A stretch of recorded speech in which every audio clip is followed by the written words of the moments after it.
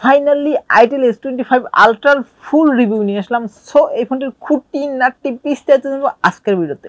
So দেরি না করে ঝাঁপিয়ে পড়া যাক মেন ভিডিওতে। কি নেই এটাতে? Looks and design, curve display, warning gorilla glass 7i এর প্রোটেকশন এবং আইয়ের ব্লাস্টার সব কিছুই রয়েছে। ভাই এক কথায় বলতে পারেন গরিবের স্যামসাং S25 আলট্রা। বক্সে কিন্তু চার্জার, কেবল, ব্যাক কভার সব কিছুই রয়েছে, যা কিনা স্যামসাং গ্যালাক্সি S25 আলট্রায় থাকে না। সো বুঝতেই পারতেছেন, মানে স্যামসাং এর এস সিরিজে যা না পাচ্ছি এটাতে আমরা পাচ্ছি, মানে বলা যায় স্যামসাং এর থেকেও বড় কিছু, মানে আমাদের গরিবের জন্য স্যামসাং S25 আলট্রার থেকেও বড় কিছু।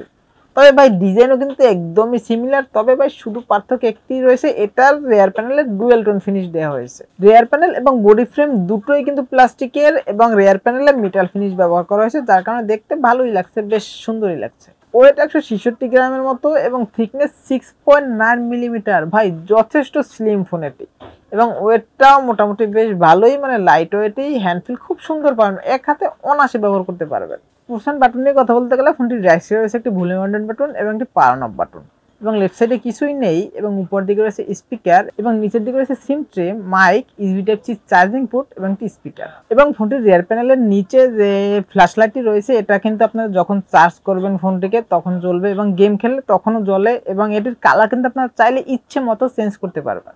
IP64 এর রেটিং পেয়ে যাবেন, যার কারণে টুকটাক পানি ছিটে ফোটা কিংবা ধুলোবালি লাগলেও কোনো সমস্যা হবে না। তবে ভাই 3.5 mm হেডফোন জ্যাক কিন্তু নেই। ফোনটির ডিসপ্লেটা কিন্তু কার্ভ এবং ডিসপ্লেটা কিন্তু যথেষ্ট স্ট্রং। এরও কারণ আছে ভাই, এটাতে প্রোটেকশনের জন্য ব্যবহার করা হয়েছে কর্নিং গোরিলা গ্লাস 7i এর প্রোটেকশন। 6.78 ইঞ্চির একটি অ্যামোলেড প্যানেল পেয়ে যাবেন, সাথে রয়েছে 120 Hz রিফ্রেশ রেট।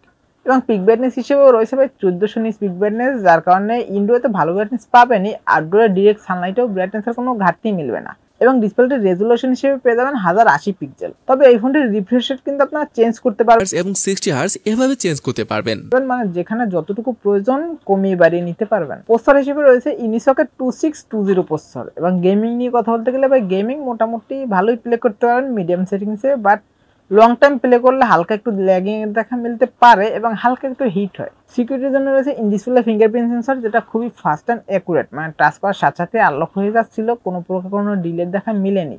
এবং ফিঙ্গারপ্রিন্ট সেন্সর পজিশনটাও ঠিকঠাকই আছে, বাট যাদের হাতটা ছোট তাদের একটু উপরে মনে হতে পারে। অপারেটিং সিস্টেম হিসেবে রয়েছে অ্যান্ড্রয়েড 14 এবং ইউআই হিসেবে রয়েছে আইটেলের নিজস্ব ইউআই, মানে আইটেলওএস 14.5। এবং এটিতে কিন্তু ভাই 2 বছরের মেজর আপডেট পেয়ে যাবেন, মানে 2 বছর পরেও বলতে পারবেন যে আপনার ফোনের অপারেটিং সিস্টেম নতুন। রিয়ার প্যানেলে দেখতে অনেকগুলো ক্যামেরা মনে হলেও এখানে একটি মেইন ক্যামেরা, যেটা 50 মেগাপিক্সেলের একটি শুটার, এবং সাথে পেয়ে যাবেন 2 মেগাপিক্সেলের একটি ম্যাক্রো শুটার। পিকচার কোয়ালিটি নিয়ে কথা বলতে গেলে ভাই এই দামে এই প্রাইসে যতটুকু পিকচার কোয়ালিটি থাকার প্রয়োজন আছে, মানে টুকটাক ফটোগ্রাফি করতে পারবেন মোটামুটি ডে টু ডে লাইফে চলার জন্য। এবং ফ্রন্টে রয়েছে 32 মেগাপিক্সেলের সেলফি ক্যামেরা, এবং মেইন ক্যামেরা মানে রিয়ার ক্যামেরা দিয়ে আপনারা সর্বোচ্চ ভিডিও শুট করতে পারবেন 2K 30 fps এ। ব্যাটারি সেকশন হচ্ছে 5000 mAh একটি বড় ব্যাটারি, এবং এটাকে চার্জ করার জন্য রয়েছে 18 ওয়াটের একটি ফাস্ট চার্জিং সাপোর্ট সিস্টেম। ভাই এখানে একটু দুর্বল হয়ে গেছে, মানে চার্জারটা আরেকটু বেশি ওয়াটের দিলে ঠিকঠাক হতো।